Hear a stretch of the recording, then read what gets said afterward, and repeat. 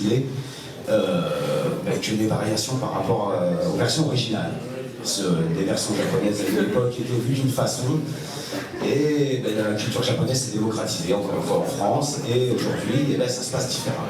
Et le jeu se ressentit. Donc là, on a quand même une belle brochette de comédiens qui sont très réputés au niveau du dessin animé. Certains commencent. Ne sois pas si timide. Donc je vais tous vous présenter un par un. Donc au début, nous avons Monsieur Phil Pariotti, très connu particulièrement.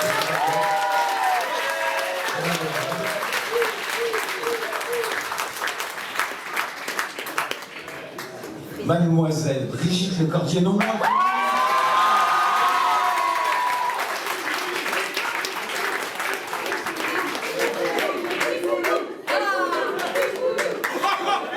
Exactement.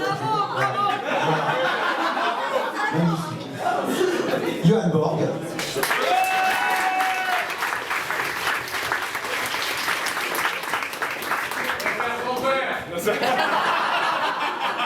Il n'a pas voulu venir. Il est coincé à l'île de Ré, c'est très... Voilà, c'est très compliqué, il fait très beau là-bas, donc... Mademoiselle Charlotte Dupien.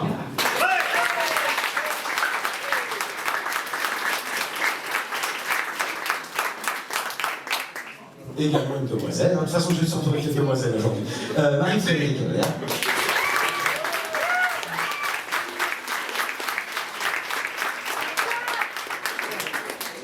Une demoiselle qui a l'air d'enchaîner les débats. Audrey Sordier.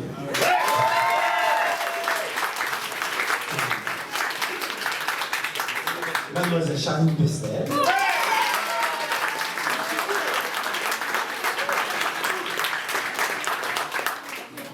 Monsieur Olivier Corret, qui est quand même un monstre au niveau de la chronologie.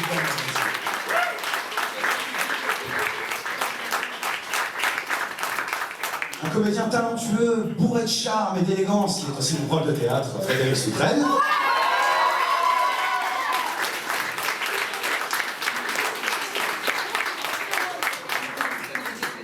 Monsieur Luc Bounat.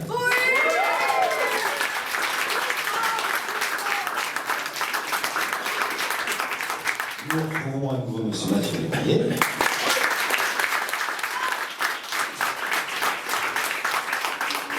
Et enfin, la personne grâce à qui je fais beaucoup plus d'huile que tous les autres, parce que je suis un énorme gamin encore dans l'âme, Monsieur Michel Elias.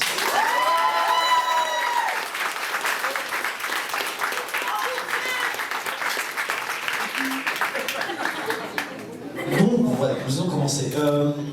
Je vais commencer par Monsieur Elias, parce que je suis un gros cireur de pompe dans l'âme aussi.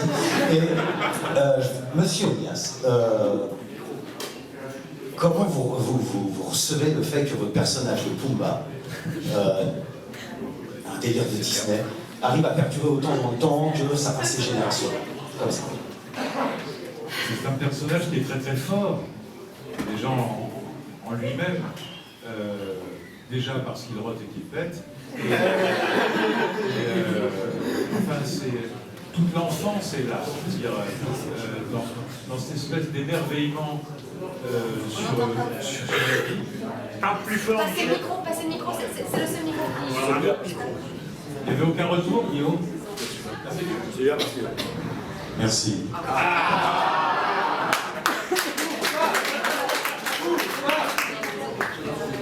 Oui, je disais que Pumba, pourquoi?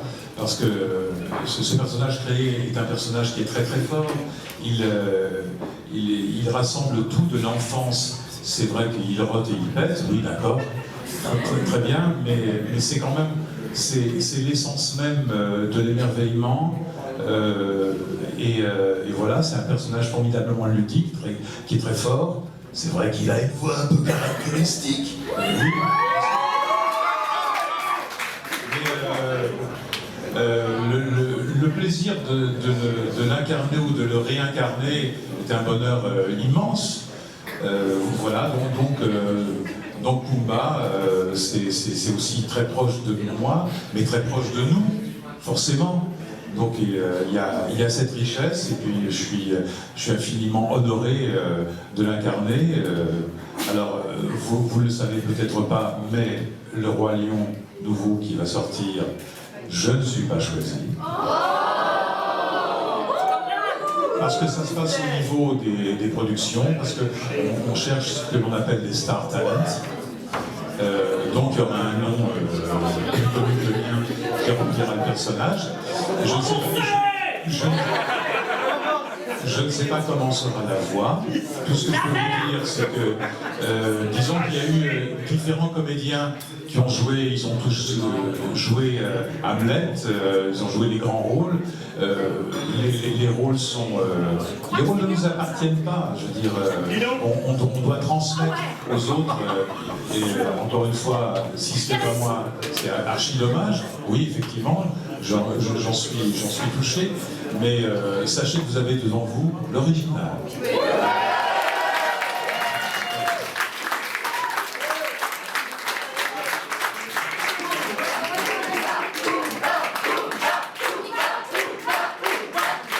Oui, Hakuna Matata.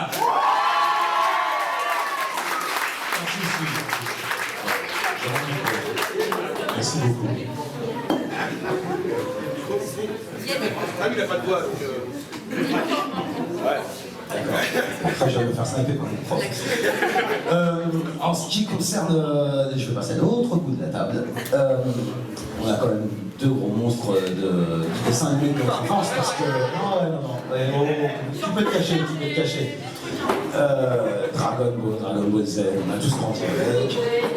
Et Brigitte, j'ai vu dans un interview récemment, tu disais, dans le dessin animé, quand vous aviez commencé le manga, vous étiez mal vu par certains comédiens parce que vous n'étiez bon qu'à faire du dessin animé.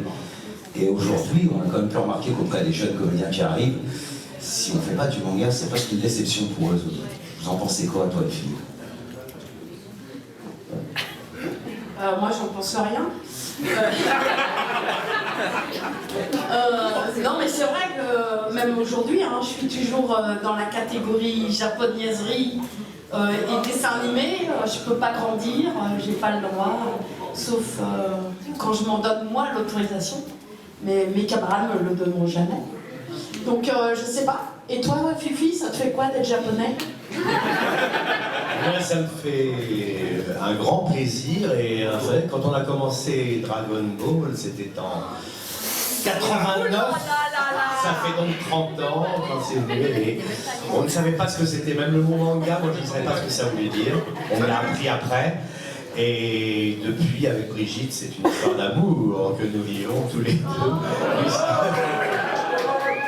Puisque tous les deux, on est, je crois, presque à l'origine de ce dessin animé. Dragon Ball Z, Dragon Ball Z Kai, etc. Non, j'étais pas dans les... Dragon Ball, j'étais pas dedans. C'est la seule chose.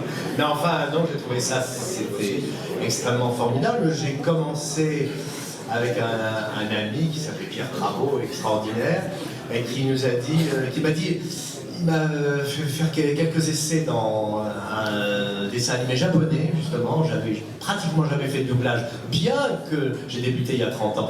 J'avais déjà fait beaucoup de choses, mais pas de doublage. Et il m'a dit, essaye un petit peu. Et c'était un dessin animé qui s'appelait Sam Rider. Je ne sais pas, les aficionados doivent connaître peut-être un peu. Et j'ai fait une voix, il m'a dit, ah mais oui, tu peux changer ta voix, très bien, c'est bien, on verra. Et puis est venu Dragon Ball, et là-dessus, voilà, et puis c'est une vieille aventure, on a dû faire, je sais pas quoi, 500 épisodes, 500, 700, je ne sais plus. Et voilà, donc et ça continue toujours, donc on est évidemment ravis, on n'a pas fait que ça, mais... Oui. Non, mais ce qui était sympa, surtout, dans notre aventure, c'est que c'est une aventure qu'aujourd'hui, les jeunes comédiens ne vivent pas vraiment. C'est-à-dire que nous, on était constitués en troupe, comme une troupe de théâtre. Et en fait, c'est ça qui nous a liés tous. Et c'est pour ça aussi que vous aimez bien, je pense, ce dessin animé. C'est parce qu'on travaillait ensemble, on s'amusait à s'amuser. Il y avait un vrai échange et on est restés amis dans la vie tellement on est liés, quoi. Voilà. Et non. Et c'est pour ça que Patrick n'est pas venu aujourd'hui. Il va le payer cher. Il le sait. Ouais. Oui, enfin voilà. Et oui, je pense que c'est aussi la différence. Et puis, c'est vrai que, ben voilà, maintenant le Japon, c'est devenu un pays que tout le monde connaît. Nous, quand on a commencé, personne ne savait le mettre sur une carte géographique. Postale. Postale non plus. Il a fallu que moi j'arrive au Japon, que je rencontre mes homologues, que je vois les émissions de télévision qui étaient là-bas autour de Dragon Ball. Et quand je suis revenue, j'ai dit à mes camarades, mais c'est de la folie, vous pouvez pas vous imaginer, je leur racontais, mais même eux, ils voulaient pas me croire, quoi. Tellement c'était un événement, mais extraordinaire, extraordinable. Voilà. Et maintenant, bah, je suis contente qu'il y ait plein de mangas et tout ça qui arrive, des animés. Mais le seul souci, c'est qu'on est tellement identifié à Dragon Ball qu'on ne met même plus sur les nouveaux animés. On est dans un cycle un peu con. Hein. C'est-à-dire, on est affiché dessin animé, mais on n'en fait plus. On ne peut pas faire des séries parce qu'on est dessin animé, et on ne fait pas de dessin animé parce qu'on fait des anciens dessins animés. Oui, non, j'allais dire que ça c'est assez terrible. On en parlait un tout petit peu ce matin avec Constantin Papas au niveau du fait de caster les gens quelquefois, pas qu'en fonction de la voix, mais aussi en fonction du physique, ce qui est complètement... voilà, on catégorise les gens. Voilà, on peut dire, bah, cette personne-là, on va pas la prendre parce qu'elle a 45 ans alors qu'elle a une voix très fraîche et qu'elle pourrait très bien faire une jeune fille. Mais il y a aussi l'inverse. Moi, il y a Brigitte, en effet, toi, tu as été mise dans les rôles d'enfant et on te laisse pas grandir, comme tu le disais. Et j'ai une amie qui s'appelle Clara Soares, qui est une comédienne extraordinaire en doublage, qui fait la voix d'Eleven dans Stranger Things. Elle voilà, je crois qu'il y a des fans. Et là, cette comédienne, elle a une vraie palette de jeux. Moi, je l'ai vue sur scène au théâtre. Il n'y en a pas en français déjà, ça c'est une barrière supplémentaire. Déjà, au niveau des intonations, il y a beaucoup de choses qui changent. Et il y a aussi ce qu'on appelle une espèce d'adaptation. Frédéric a une petite anecdote par rapport au manga Bo. Dans la cuvette des toilettes, il y avait une chanson. Oui. Et il y a eu une adaptation qui avait expliqué. C'est phénoménal. Oui. Bon, alors, oui, merci. Bon, alors évidemment, pour que ça parle, il faut connaître un peu l'univers de Bo. J'ai toujours dit que c'est le manga qui casse les codes des mangas. C'est des Japonais sous extra qui auraient bouffé des Monty Python sous coke. C'est de l'absurde, totalement absurde. Et donc il y a, parce qu'il ne faut pas oublier qu'il y a donc Bo, notre héros hirsute à la coupe funk afro, mais blanc décoloré, qui se bat avec ses poils de nez. Parce que ce sont ces... Oui, non mais si, c'est ça. C'est l'attaque du poil infernal. Et là, t'as des poils des petites morphes qui vont sur le méchant en face. Non, c'est totalement surréaliste. Le problème, c'est qu'à un moment, il a essayé avec ses poils de torse, mais ça s'en mêlait. Donc c'était moins efficace. Il est resté avec les poils de nez. Donc, il faut savoir qu'il a comme comparse une jeune fille qui s'appelle Beauty, qui a les cheveux roses, mais là, c'est dans le manga. On a l'habitude. Gazer, dont les paix sont des armes atomiques. Le général Flagada, qui est un personnage qui est fait en gelée, en English jelly. Il y en a, enfin bon, c'est totalement surréaliste. Et il y a un épisode où effectivement ils sont ça se bastonne sur écoutez, techniquement, je suis désolé, sur une nénette de chiottes. Et donc, ça se tape dessus, et quand ça tombe dans l'eau, ça gonfle. Bon. Encore une fois, c'est un univers particulier. Et sur le rebord, traînait un morceau de son urinaire. Et quelqu'un qui parlait de oh là là, dis donc, c'est de la paille, il y avait encore un petit peu de pipi dedans, tout ça machin. En français, on est quand même donc, on a un client français, un éditeur français, un diffuseur français qui ont choisi cette série-là. On est quand même sur un truc où ça se base sur des chiottes. Et là, il y a une sonde avec des pipis dedans, et là on me dit, attention, censure. Là, Ça va trop loin, ce trait. C'est alors d'abord, moi j'y suis pour rien. Déjà, moi je n'ai pas écrit le manga, je n'ai pas fait l'adaptation, je machin. C'est devenu de la paille avec un fond de jus d'orange. Mais à part ça, il y a l'autre qui envoie ses pecs pour atomiser ceux qui sont en face. Ça se bagarre avec un coup de mort. Bon, qui est-ce qui est le plus surréaliste là-dedans? C'est la censure française ou c'est le dessin animé japonais? La censure, on est bien d'accord.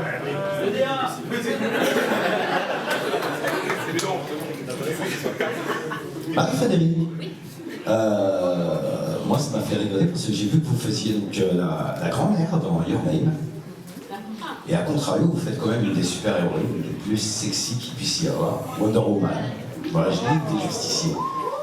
Ça vous est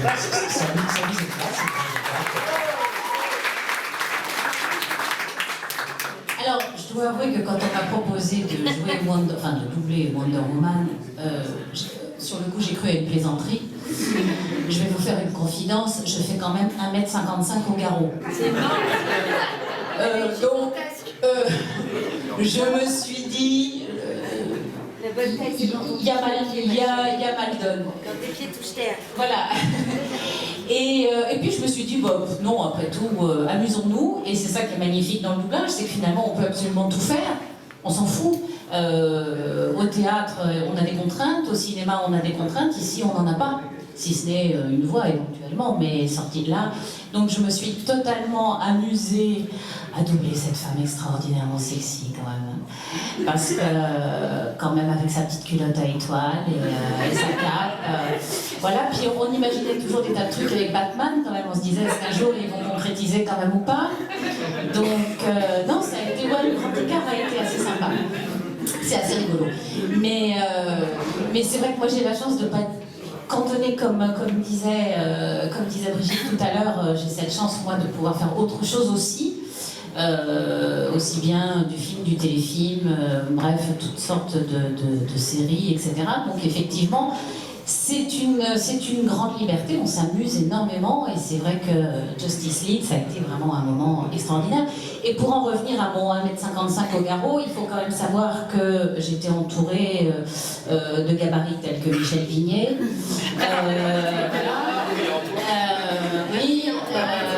tels que Emmanuel Giaconi.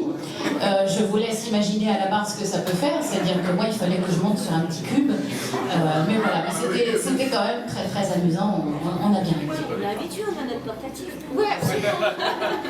Là, je vais me tourner vers Olivier. Olivier. Voilà. Alors Olivier, j'étais surpris parce qu'en fait, je connaissais pas votre CV. Et waouh, ça perdure.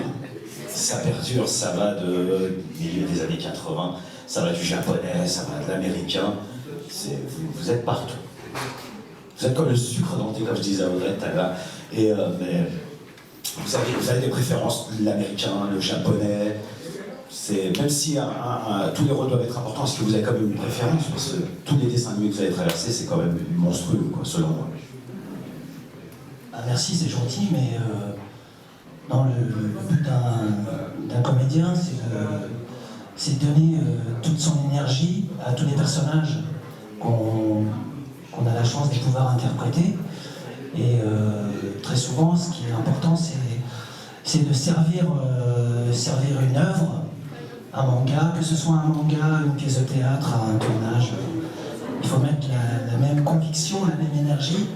Donc moi, spécialement, j'ai pas de préférence. Ce qui m'intéresse, c'est d'être dans le plaisir du jeu et de pouvoir donner au public un éclairage différent, mais comme on est tous pareils, parce qu'on est tous pareils finalement, on éprouve tous les mêmes choses, mais quand on est comédien, on met une certaine énergie et une partie de soi-même. Et en général, tous les camarades qui sont ici et même ailleurs, on aime passionnément notre métier, donc on n'a pas spécialement de préférence, mais...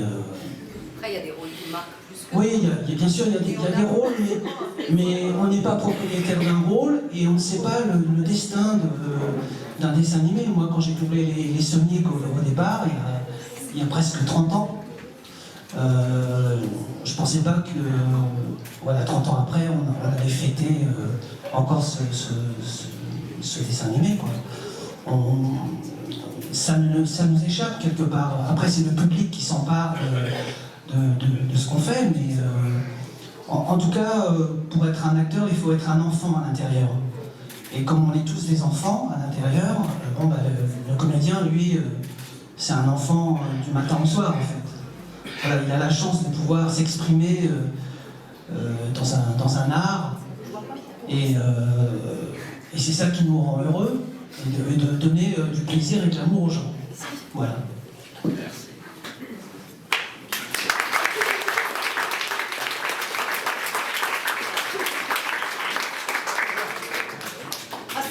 Tu peux te cacher, Charline. Moi, je veux parler de ta prestation sur Death Note. Parce que tout le monde sait très bien que dans la VO, Misa est un personnage qui gueule énormément, donc ça, on a déjà abordé plus ou moins le sujet sur la VO et la VF. Mais ça t'a fait quoi Là, on arrivait vraiment sur un manga qui était limite un polar.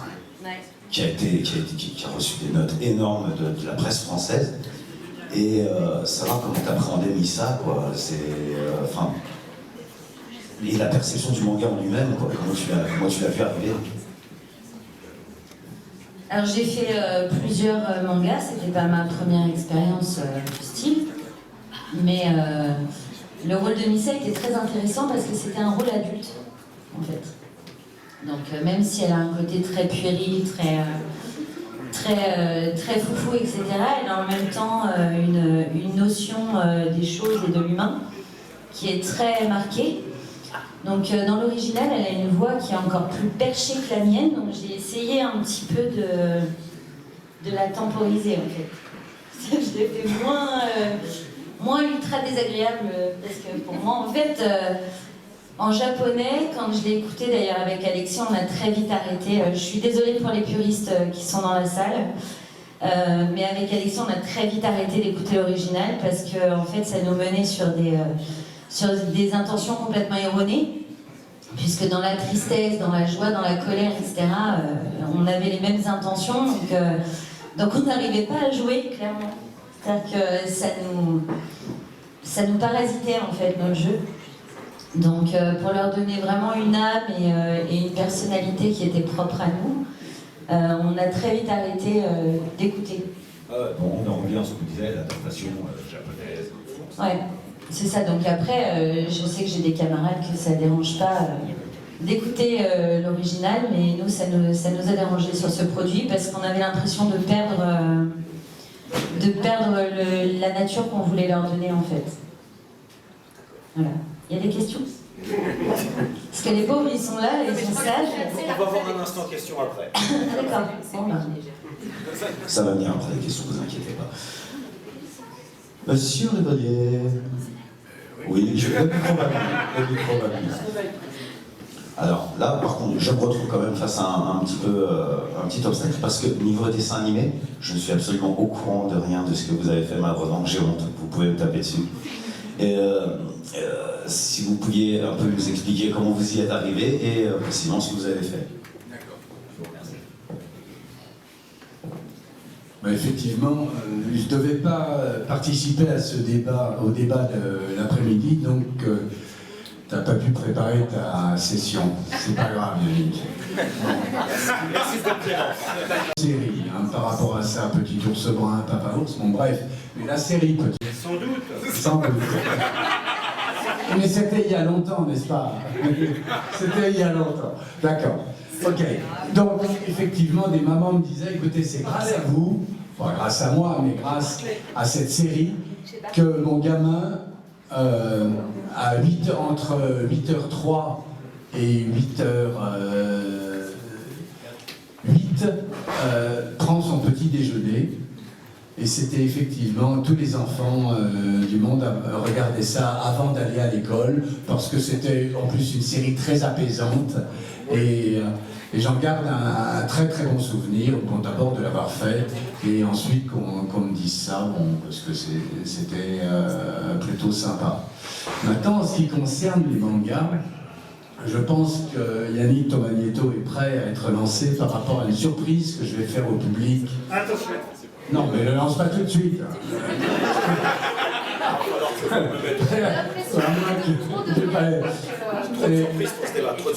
Non, mais je sais pas, si Paul t'en a parlé quand même, non? Non, Paul me fait des surprises depuis tout. Ah oui, d'accord, ok. Je ne sais même pas où il est, là, c'est une surprise aussi. Mais il est pas là. Donc la surprise, je vous la ferai un peu plus tard, mais tourne effectivement autour des mangas, car j'adore le Japon, j'y vais de temps en temps, et la première fois, et même les fois suivantes, en tout cas ça s'est passé, ce que je vais vous montrer n'a jamais été projeté, et je voulais apporter exprès pour vous.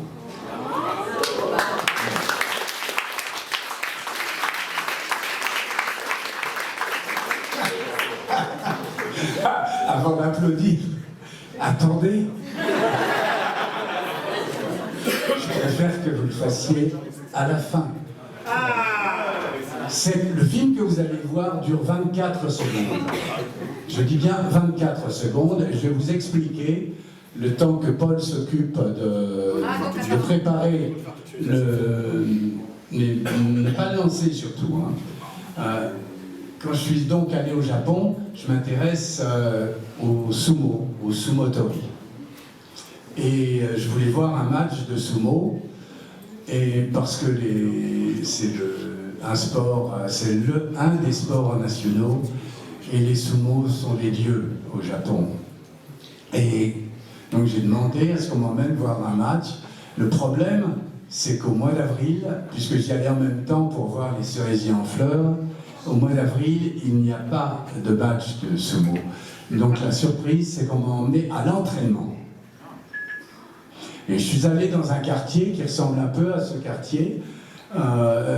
Ça n'a rien à voir avec les fantasmes qu'on peut avoir autour de Tokyo, ou sur Tokyo, et dans certains quartiers magiques. Et c'est un quartier comme celui-là. Et on m'a amené, et j'étais devant une devanture, comme une boutique d'un coiffeur, et on m'a dit, maintenant tu attends, et tu regardes. On ne peut pas rentrer, et les sumos sont inaccessibles. On ne peut pas rentrer, donc on les regarde à travers une vitre. Et on ne les touche pas, surtout. Enfin, de toute façon, je ne vous le conseille pas. Vu qu'ils pèsent entre 170 kg et 225, si vous les touchez, vous risquez d'avoir des surprises. Mais de toute façon, ce sont des dieux. Et je regarde l'entraînement. Et j'étais accompagné par une interprète. Et il y avait un peu de monde dans la rue, c'était une ambiance. Je vous explique ça parce que vous allez voir, quand vous allez voir le film, il ne va pas durer très longtemps. Et une ambiance, il faisait froid, ce qui est étonnant à cette époque-là. Et une ambiance à la Blade Runner avec de la bruine. Et donc, comme je vous l'ai dit, vous avez 12-13 degrés, c'est-à-dire assez frais. Et en sortant, l'entraînement s'arrête, donc je vois l'entraînement qui se passe effectivement, comme vous le savez, à l'intérieur d'un cercle de terre, et je vois, la porte s'ouvre, et je vois sortir un sumo en slip dans la rue, couvert de terre, et qui me regarde. Il commence à s'approcher de moi, il traverse la rue, une petite rue comme ça, et à ce moment-là, mon interprète commence à lui parler en japonais. Et avant que la conversation s'engage, j'avais pas fait exprès, mais j'avais ma GoPro à la main, et je sais la manipuler sans regarder pour pouvoir filmer comme ça. Et je sais pas ce qui me prend, au moment où je vois ce champion, je déclenche ma GoPro, sans regarder ce qui se passe. C'est le film que vous allez voir. Je ne l'ai jamais projeté à personne d'autre. Wow. Il est prêt? Il est prêt. Bon, ça dure 24 secondes. Vous êtes prêts? Ah, c'est comme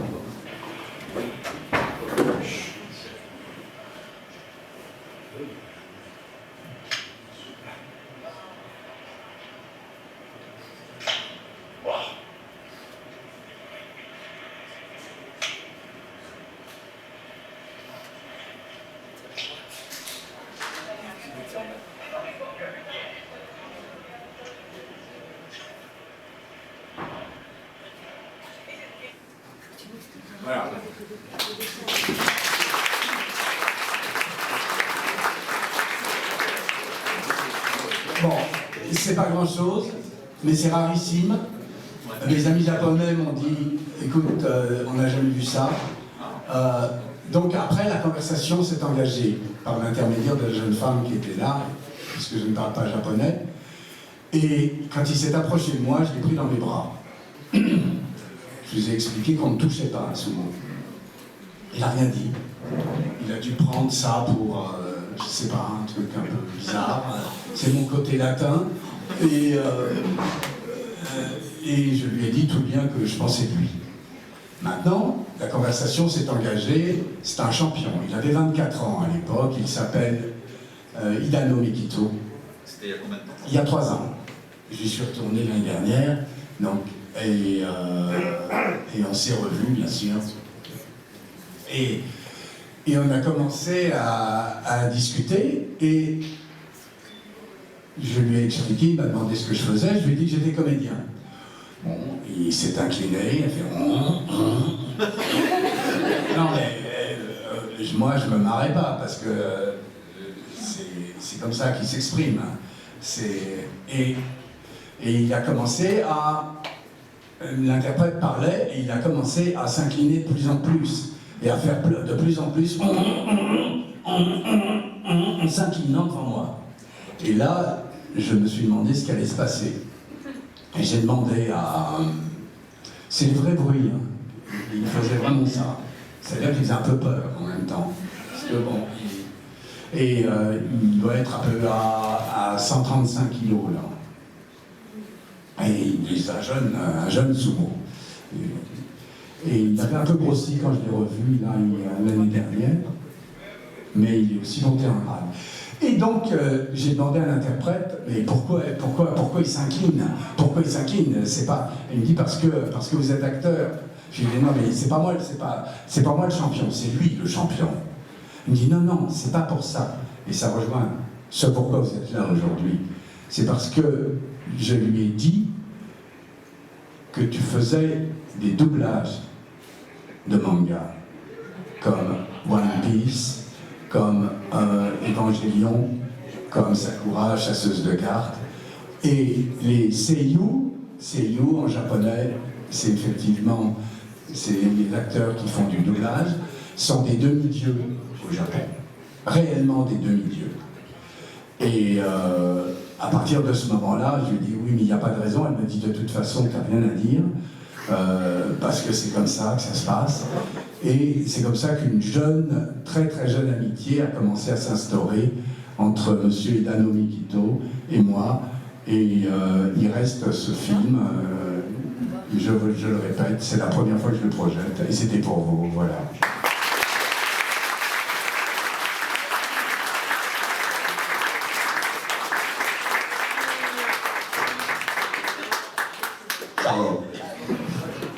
Charles, alors, personnellement, ça vous fait quoi de savoir qu'en faisant des dessins animés, un jour, vous allez voir des adultes qui vont faire « ça a quand même bercé mon enfance », quoi.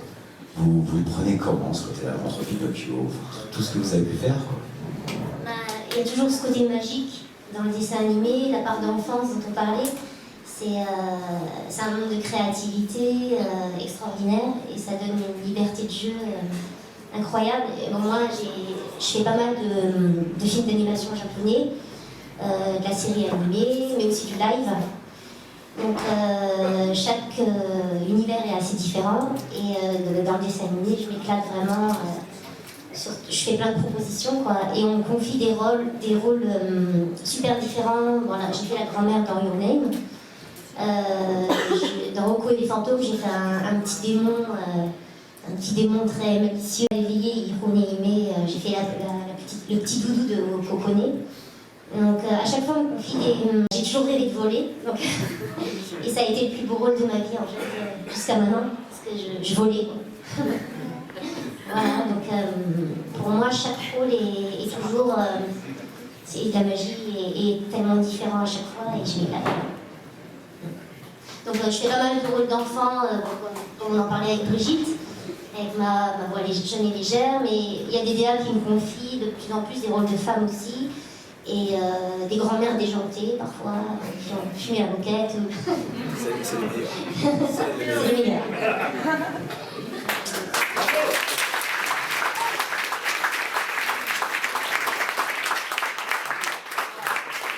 Là, je vais me tourner vers Audrey et après, je poserai une question collégiale parce que, histoire que tout le monde soit concerné par la même question. Audrey. Ouais. Direct. Excellente réponse. Ensuite. Suivant.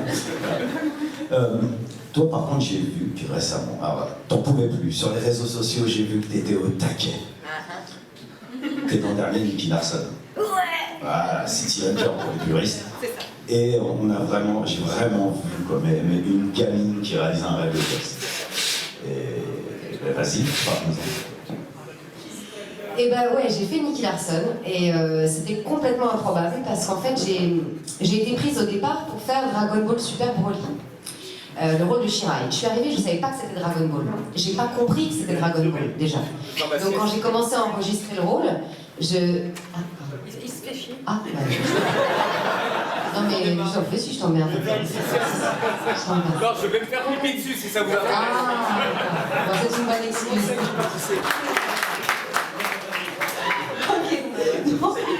Johan, reviens vite s'il te plaît. Alors, donc oui, je suis arrivée sur cet enregistrement. Je ne captais pas du tout que c'était Dragon Ball, j'ai compris que c'est un manga. Et au fur et à mesure, donc, notre directeur artistique, Antoine Noël, me dit « Amuse-toi, prends une voix un petit peu gouailleuse, il me dirige, ça se passe bien. » Et au bout d'un moment, je vois des boules. Putain, je crois que c'est Dragon Ball, ce truc. Et ce n'est qu'à la fin de l'enregistrement que j'ai compris que j'étais en train de faire Dragon Ball. Donc je suis sortie un petit peu perturbée, un petit peu émue, j'en parle à mon chéri en sortant, je dis je crois que j'ai fait ça, je suis pas sûre mais je crois que c'est ça. Oui, apparemment ça doit être ça, mon cœur, oui, je crois que c'est ça, bon très bien. Et le truc sort, ça se passe bien, et on me rappelle, le même studio me dit ben on a un autre truc à te proposer vu que ça s'est très bien passé sur Dragon Ball, est-ce que tu veux bien nous faire un truc sur un autre manga? Je dis ok. Ils me disent on peut pas te dire ce que c'est, mais il y a un gros film en ce moment. Je comprends rien de cette histoire, je comprends rien de cette cause là. Bon, et 2 jours avant l'enregistrement, pareil, on me dit bon bah voilà, viens, t'es convoqué pour Nicky Larson. Je dis quoi? Nicky Larson? Oh putain, truc de dingue. Et donc je me suis pointée sur le studio là, par contre je savais pourquoi c'était, mais je savais pas pour quel rôle c'était.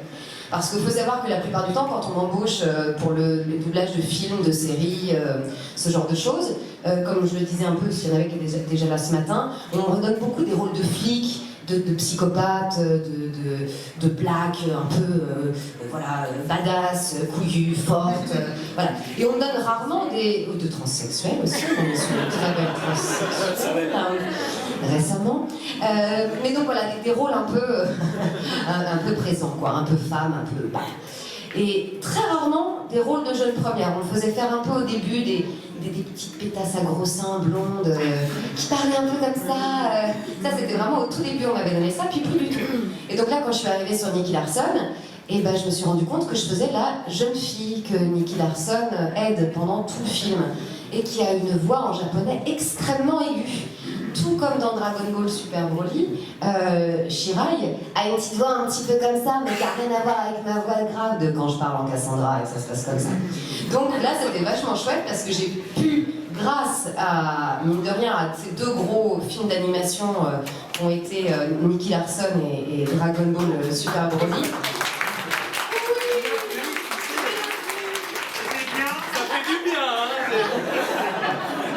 ça m'a permis d'explorer une autre... Tu t'es pas fait attaquer par l'autre avec ses poils crottes de nez? Non, c'est bon. Oui, donc ça m'a permis d'explorer une autre palette de ma voix qui était chouette. Je sais pas si vous avez vu Ralph 2.0, mais je fais Shank dedans. Celle qui conduit les bagnoles. Voilà. Bon bah ça, Shank, c'est plutôt le type de personnage qu'on peut me donner assez facilement. Et grâce au manga, on m'a aussi donné un autre type de personnage de jeune première, soit plus coquine ou plus naïve. Voilà, donc ça a été un grand moment. Et puis Nicky Larson, quand je me suis retrouvée au Grand Rex pour le voir en grand. Oui, bah oui, je me souviens de toi, très bien.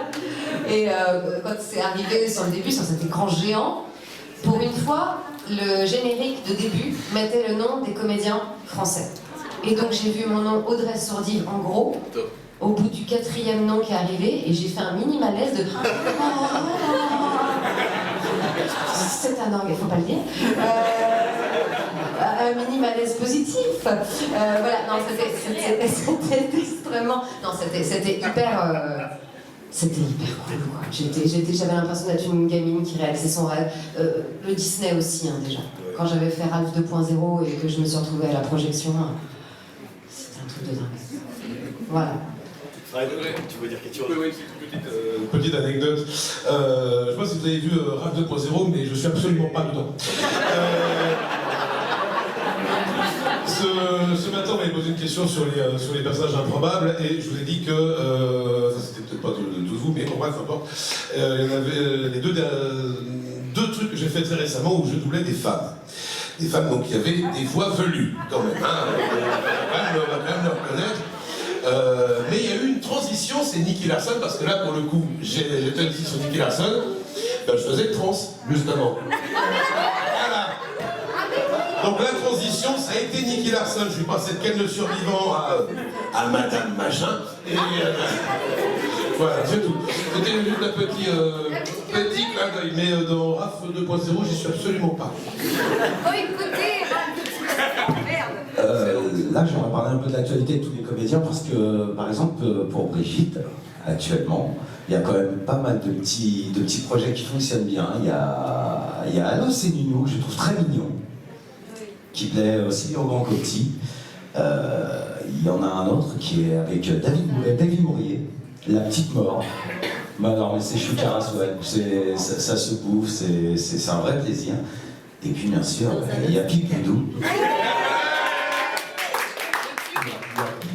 Mais alors, ça c'est pas du contre-emploi. Ça, je sais pas ce que c'est vraiment. Et je vais commencer par Philippe. Je parlais de toi parce que j'étais vraiment bien au courant. Philippe m'a parlé d'un manga sur lequel il travaille actuellement, et donc ce serait pour vous expliquer quelle est votre actualité en matière de dessin animé, de manga. Il y a d'abord le Piano dans la forêt, Piano Forest, qui passe sur Netflix, je crois. Et c'est un dessin animé tout à fait charmant. Enfin, c'est un manga quand même, ça s'assimile au manga, mais enfin ça se rapproche plutôt de l'univers Kirio, enfin Miyazaki plutôt, un petit peu. Et c'est très très joli, et je fais deux rôles, un français, un professeur de musique français, enfin un critique, enfin, c'est très intéressant, c'est très joli, l'animation est très belle. Et bien, je fais un autre manga aussi, et j'ai été choisi, alors c'est l'inverse.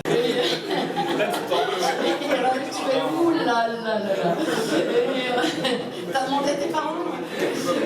Mais j'ai adoré mes parents sont toujours. Non, mais c'est vrai qu'au niveau des enfants de la gênance, moi je regardais sur mon portable discrètement. J'ai ma fille de 5 ans, 2 jours après, qui arrive et qui me chante le générique de Pipou. Bah, tant que c'est le générique, ça va. Ouais, ça va, le générique passe crème. Mais après, c'est vrai que visuellement, elle va après. Voilà, voilà pour les choses d'aujourd'hui. Je vais récupérer justement les droits de Canal+, de mon petit Allo c'est Ninou, qui étaient des canulars téléphoniques que j'avais fait avec ma voix d'enfant. Et je vais pouvoir les rediffuser un peu comme je veux. Et pour ça, je vais ouvrir une chaîne YouTube à la rentrée. Donc vous allez...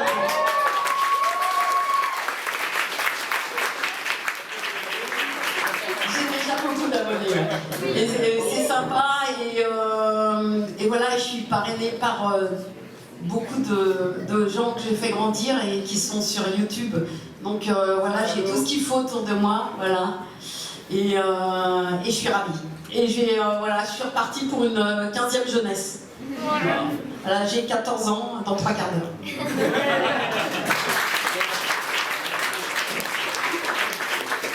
Alors moi, mon actu, c'est un peu comme les autres comédiens, ça veut dire on m'appelle un peu du jour au lendemain, à part les rôles récurrents que j'ai, par exemple les Feux de l'amour qui reprendront à peu près un an parce que le personnage se cache. Pourquoi je ne sais pas trop. Je vous avoue que c'est mieux que ça. Voilà, non, au moins il est vivant, donc il revient, il change de visage, voilà, mais pas de voix. Donc moi, j'ai tant mieux pour moi. Et sinon après, voilà, l'actu, à moins d'avoir un personnage récurrent ou comme Brigitte, un projet.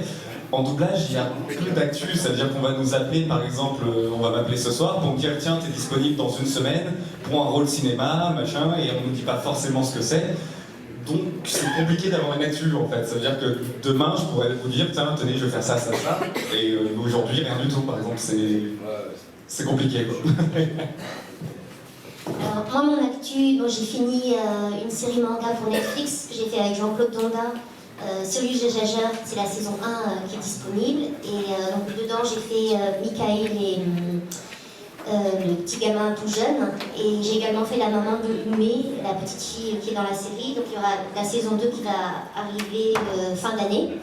Donc ça, c'est ce qui est vraiment récent. Et la semaine dernière, j'ai enregistré un film d'animation japonais qui s'appelle Birthday Wonderland, qui sort le 24 juin au cinéma. Et dans ce film, j'ai fait un petit apprenti sorcier, c'est une sorte de créature avec des cheveux rouges qui s'appelle Pipo.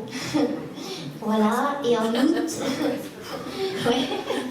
Et en août, j'ai un autre film d'animation qui va sortir qui s'appelle Le Mystère des Pingouins, et où j'ai le rôle d'un petit garçon, une espèce de cancre, un gros dur, qui fait des pires malheurs aux autres. Voilà, donc, sorti le 14 août.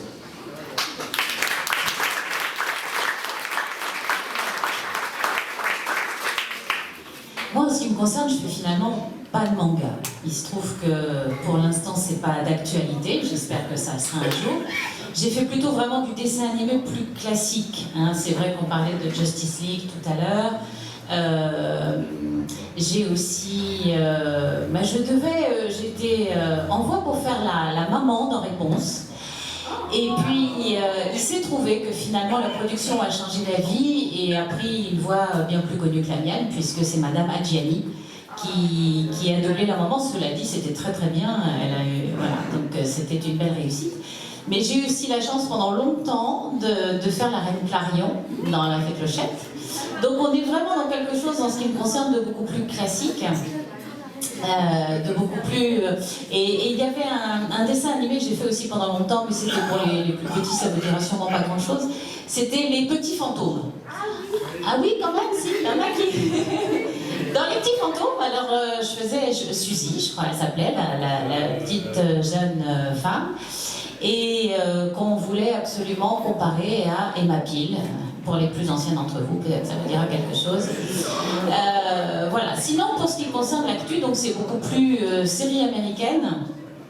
En ce moment, je viens de terminer une série qui s'appelle The In-Between, qui est l'histoire d'une jeune femme, alors c'est pas moi la jeune femme, hein, je vous le dis tout de suite, j'ai passé l'âge, qui a des visions, dont le père est policier, et elle a des visions, elle est un petit peu entre le monde des vivants et le monde des morts, et donc elle l'aide à résoudre des énigmes. Effectivement, quand il y a des assassinats, elle a des visions, et elle contacte son père, etc. Ça, c'est la première série que je viens juste de terminer. Et puis il y en a une qui s'annonce avec Constantin Papas, entre autres avec Véronique Desmadrilles, avec plein de mes camarades, qui est The Younger, qui est pour la Xème saison, je sais plus, je crois que c'est la 6e, quelque chose comme ça.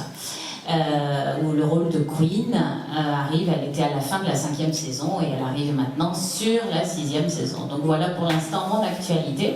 Et puis comme disait Johan, après c'est vraiment du ponctuel, on n'est pas non plus toujours sur des séries avec des rôles récurrents. Il se trouve que on fait aussi plein de choses tout à fait ponctuelles à côté et qui sont passionnantes. Hein. On a parfois des rôles tout à fait formidables à défendre. Donc voilà en ce qui me concerne. Je passe la parole à mes petits camarades.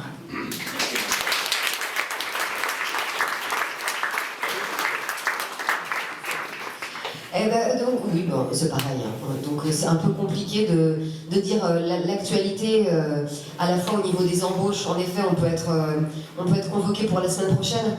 Donc... Et puis il y a un autre élément dont on n'a pas trop parlé, c'est la confidentialité.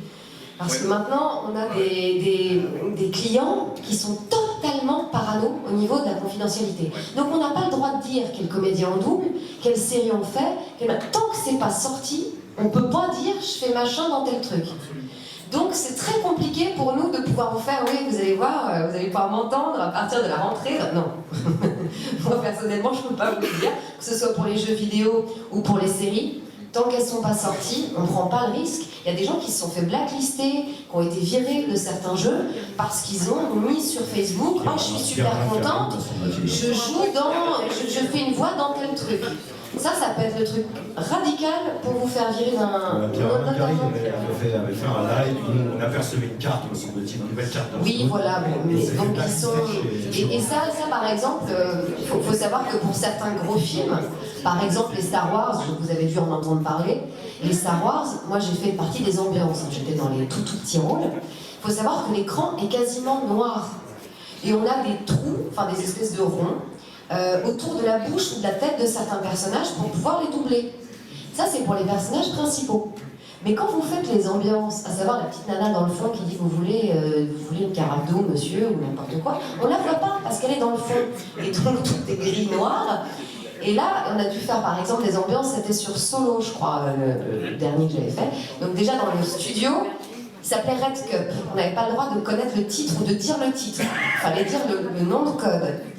Et donc là, je devais faire une ambiance, et il y avait marqué « ambiance cocktail ».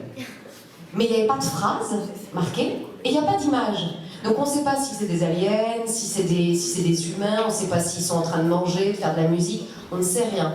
Donc voilà, c'est juste pour vous montrer jusqu'où la parano des clients peut aller. Alors après, sur la plupart des séries, ça ne va pas à ce point-là, mais on peut avoir les images qui sont grises, avec des grosses écritures dessus. Donc évidemment, communiquer sur ce qu'on va faire l'année prochaine, ou sur particulièrement sur les jeux vidéo, mais aussi sur les séries, c'est souvent un peu compliqué. Donc moi, je peux pas trop vous dire ce que je vais faire, en tout cas aux jeux vidéo. Il y a des séries qui vont sortir, j'en ai fait une avec la maison, on n'a pas le droit de le dire non plus. On n'a pas le droit de le dire non plus, voilà. Sinon, il y a une série sur... Oui, je viens de voir leur pub. On a le droit de dire on a le droit ce que c'est, mais pas le titre. Bah non, bon bah on n'a pas le droit. Elle a fait une super licorne. Ah oui, j'ai fait une super... Ah, j'ai fait une licorne. J'ai fait une licorne, mais je peux pas vous dire ce que c'est. Une licorne... Une licorne. Un peu héroïque. Voilà. Oui, j'ai loupé ma carrière. Arrête. Voilà, non mais en gros, là il y a une série sur TF1 qui va sortir qui s'appelle The Rookie, qui est une série de flics. Je fais une petite voix dedans, voilà. Et sur Netflix, si vous l'avez pas vu cette série, elle est un peu cul, elle est un peu sympa. Ça s'appelle Special. Ça vous dit rien? Bon, bah, si vous avez l'occasion, regardez Special en français. Je fais une rousse complètement hystérique et complètement folle dingue. C'est extrêmement drôle. Voilà. Sinon, je fais le vampire d'Istanbul, mais ça, vous pouvez vous en passer. Sur Netflix. Moi, j'ai rien fait. Je vous emmerde, voilà. Je veux rien dire. Non, mais je suis pas mal sur des dessins animés en créa-de-voix, comme l'expliquait mon amie Brigitte tout à l'heure. On aime bien faire ça, hein. On aime bien être les prums, on aime bien être les références pour les autres pays, pour une fois, que c'est nous. Oui, c'est vrai, c'est bien, on se dit, tiens, c'est rigolo, aux États-Unis, ils vont nous entendre, nous, et ils vont... c'est eux qui vont galérer pour faire ce qu'on a voulu dire. Donc, non, ça c'est plutôt drôle. Donc, je fais une oiseau psychopathe dans une série qui s'appelle Zip Zip. Je ne sais pas s'il y en a certains d'entre vous qui connaissent, c'est des animaux de la ferme, enfin de la forêt qui en ont marre d'être sauvages. Et du coup, c'est une petite bande de 5 et ils décident de se faire adopter par une famille. Mais sauf qu'en étant renard, non pas rhinocéros, c'est quoi l'autre, sanglier, sanglier et petites sangliettes, et ben ils se disent c'est mort, donc il faut qu'on se trouve des costumes. Donc le renard se déguise en chien, le sanglier se déguise en chat, sa petite sœur en lapin, et la mienne, évidemment, c'est un oiseau, donc un oiseau n'est pas sauvage. Donc elle décide de se prendre un petit déguisement de canari, voilà, pour avoir un déguisement comme les copains. C'est pour ça que ça s'appelle Zip Zip. Et donc ils sont adoptés par une famille qui a des œillères, hein, parce que clairement, on voit très clairement que c'est pas des vrais animaux, mais c'est très drôle, il a plein d'aventures, et la mienne... Elle est complètement insimulée, comme ça, ouais, venez les copains, ça des bêtises et tout. Voilà, donc je rigole beaucoup avec cette série, il y en a pas mal qui me connaissent pour des rôles que j'ai déjà fait quand certains d'entre vous étaient petits. Aïe, ça fait mal. Notamment dans la cour de récré où je fais le rôle de Gretchen. La fameuse Gretchen qui parle comme ça. Sur laquelle j'ai bluffé pas mal de potes qui ne m'ont encore jamais reconnue, voilà. Donc non, je me suis beaucoup amusée sur ce personnage qui est complètement l'opposé de moi puisque c'est une grosse intello. Voilà, donc non, c'était vraiment sympa cette série. Et puis évidemment Missa et puis aussi Fifi Brindacier qui a une force herculéenne. Et nos petits amis les Hamtaro. Voilà. Et puis tout un tas de dessins animés rigolos. Qu'on a fait, poil de carotte, j'étais avec toi d'ailleurs, je crois. Désolée. Voilà, le chien des Flandres, etc. Enfin, il y a plein de choses rigolotes. Voilà, et puis actuellement, je fais aussi pas mal de direction artistique aussi, parce que j'aime bien travailler avec mes amis comédiens. Donc j'essaie de recréer ce dont parlait Brigitte tout à l'heure, des ambiances assez familiales et travailler ensemble et se connaître vraiment, pour faire un beau travail ensemble et créer en tout cas une énergie positive et pour travailler dans la bonne humeur et dans la tendresse et dans tout ce qui est... Non mais c'est vrai, dans toute l'affection que je peux avoir pour mes amis comédiens, que j'aime beaucoup, donc j'essaie de leur laisser un maximum de libre arbitre dans leurs interprétations. Et voilà, donc du coup j'ai fait de très jolis projets qui vont sortir bientôt, mais dont je ne peux pas parler, malheureusement. Mais ça viendra, voilà, ce sera de l'actualité. Voilà.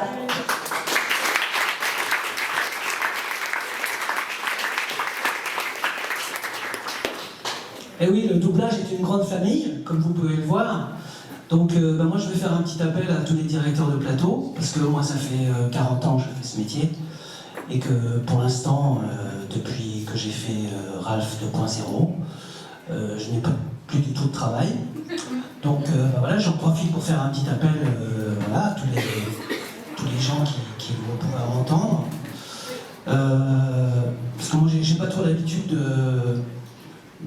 Comme c'est une petite famille, le doublage, j'ai pas trop l'habitude d'appeler les gens, de demander du travail, des choses comme ça, parce que c'est toujours... Non, je parle en privé. Ah bah là, on est en privé. Oui. Non, je parle en privé d'appeler chacun, d'envoyer des SMS, etc. Moi, c'est une chose que je ne sais pas faire. Et... Comment ? On n'a pas été formé pour. Voilà. Et bien sûr, il n'y a pas de formation. Et comme disait tout à l'heure, tout à fait Audrey et Johan, voilà, on est toujours en attente d'un rôle, de quelque chose. Et moi, bon, il se trouve que je fais beaucoup de théâtre, j'écris, je fais pas mal de créations, je fais beaucoup de choses en dehors, mais c'est toujours dans le cadre de notre métier. Et je fais aussi pas mal de coaching pour les acteurs, pour les professionnels. Ça me fait plaisir de les voir. Et puis j'espère qu'on se reverra bientôt tous sur de belles aventures. Voilà.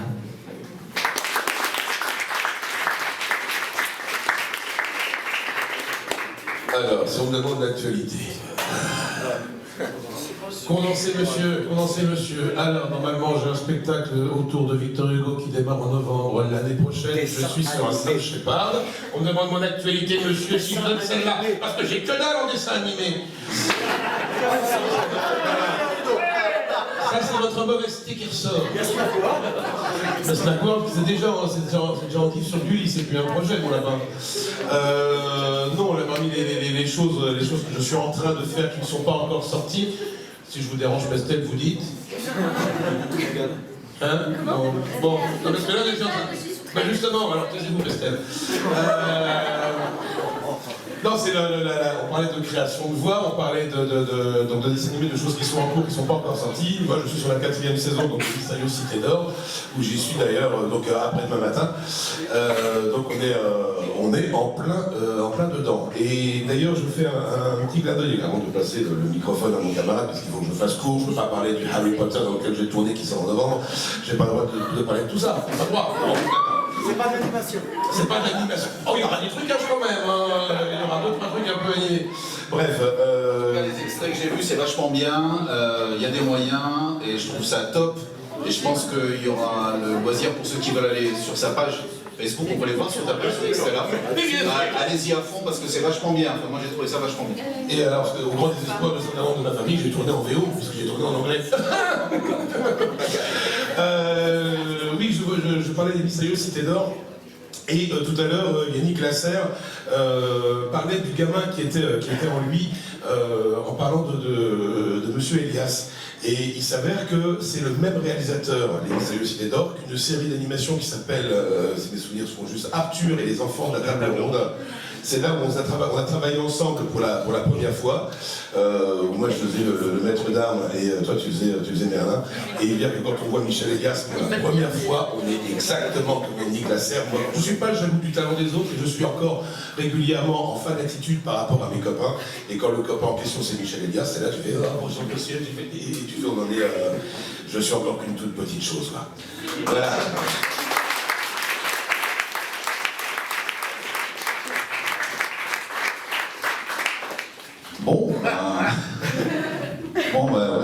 Moi pour ma part j'ai donc fini avec toi donc les Snack World, donc une belle aventure. Je continue pour ma part les Family Guy, hein, dessin animé où je double le fils, et puis d'autres rôles à côté, ce qui est d'ailleurs tout à fait, je trouve même encore plus excitant. De toute façon dans le dessin animé il y a pas mal de guests dans les histoires, surtout dans les comédies comme ça, donc voilà, c'est vraiment jubilatoire, c'est ce que j'aime faire.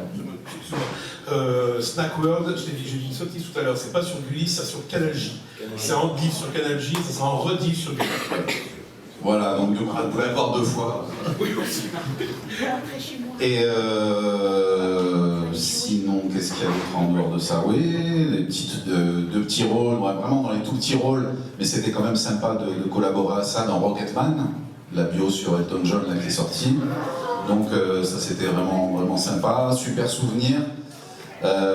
Ouais, vraiment super souvenir, même y compris dans les enregistrements des ambiances et petits rôles, parce que j'étais là-dessus, et ça m'a fait extrêmement plaisir de voir Jean-Marc Pantier diriger ça avec autant de passion, parce qu'il dirige, enfin, il dirige vraiment les rôles principaux, je trouve, avec autant de passion que les tout petits, et il met autant d'implication.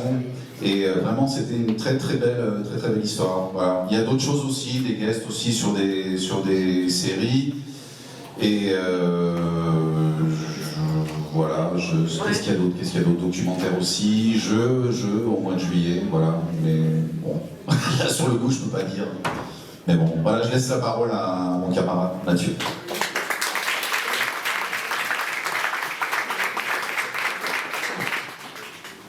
J'ai pas d'actualité en ce qui concerne l'animation, alors je vais peut-être me taire, mais non. Non, bon.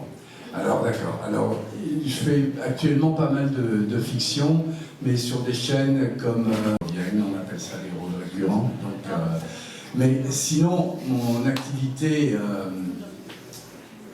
non pas parallèle, si elle est parallèle, je suis en train de préparer en tant que réalisateur un long métrage que j'espère tourner assez vite grâce aux 2 courts-métrages que j'ai faits précédemment, dont je vous parlerai en séance de dédicace, car je vous donnerai, si vous en avez envie, les liens privés pour pouvoir au moins en voir un. Bon, et merci, merci beaucoup. Mais et ce sont des films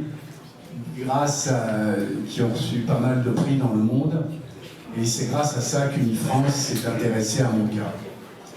Donc je suis en train de préparer un film, un long métrage, mais je crois que là la route est longue, et vous savez, l'ascension de l'Everest en tongs est très douloureuse. Donc je vous en reparlerai peut-être, mais beaucoup plus tard. Enfin, je veux dire quand le film sera terminé. Et pour terminer, justement, je voudrais passer la parole à mon ami Michel Elias, que j'admire depuis très longtemps, que j'ai vu jouer la première fois. Là, pour le coup, vous n'étiez vraiment pas né, dans Godspell, comédie musicale. C'était magnifique. Et j'ai vu ce personnage, et j'ai demandé qui c'était à un copain qui jouait dedans. Et Il m'a dit, mais tu sais, c'est Michel Elias. Et depuis, je suis sa carrière d'acteur. C'est un mec formidable, qui a un talent fou, d'une humilité remarquable.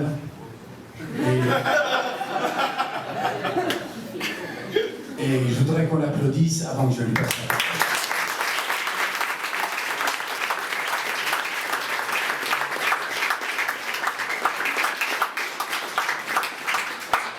Je vais rajouter un mot. Michel, merci d'exister.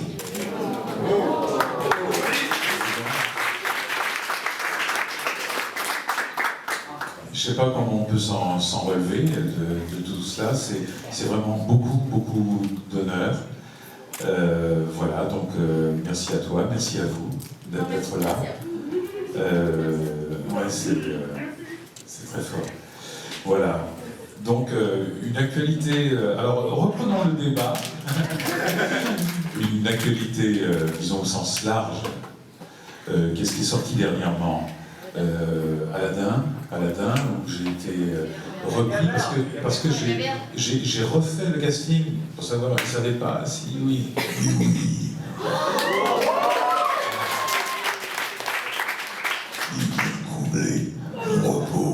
C'était ça, donc il fallait... parce que c'est vrai que nos amis américains... Et moi donc. Les Américains l'ont fait avec des voix uniquement truquées. Ils ont souhaité en France partir de mes fréquences infragraves que j'allais chercher pour ensuite retravailler un petit peu une réserve, etc. Mais j'ai donc refait un casting, mais j'ai été repris cette fois-ci, et en plus, cerise sur ce que vous voulez, le perroquet de Jafar. Ça, voilà. Donc ça, c'est pas...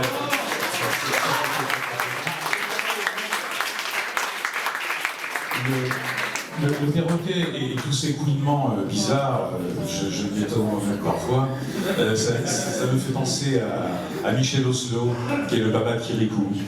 Et parce que Michel Oslo était venu vers moi lorsqu'il a créé Kirikou, il a voulu que je fasse quasiment presque tous les animaux de ce film, les sons, les bruits bizarres. Donc ça, c'est pas une actualité immédiate, bien sûr que non, mais le grand film de Michel Oslo qui est sorti dernièrement, s'appelle Dilili à Paris, a été primé à Cannes.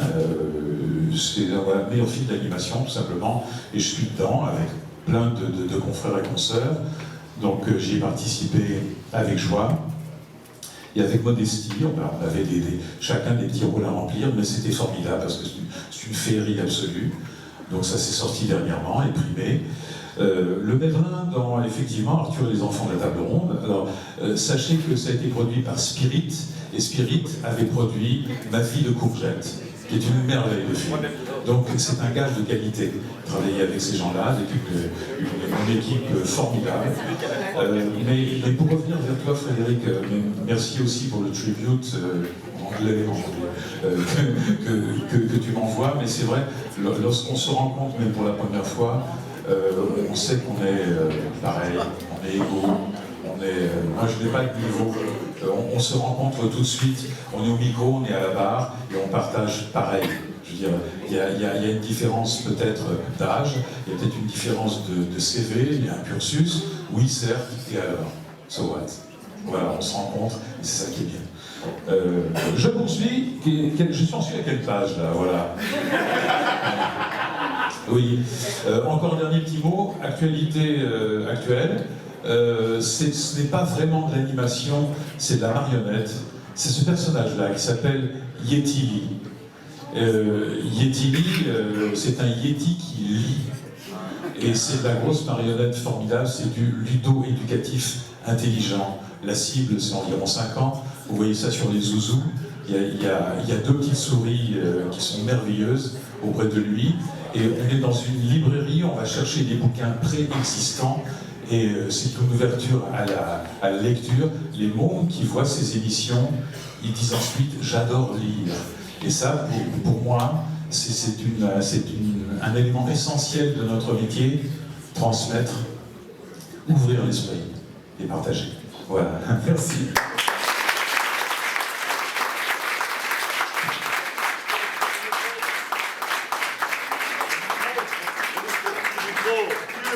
micro.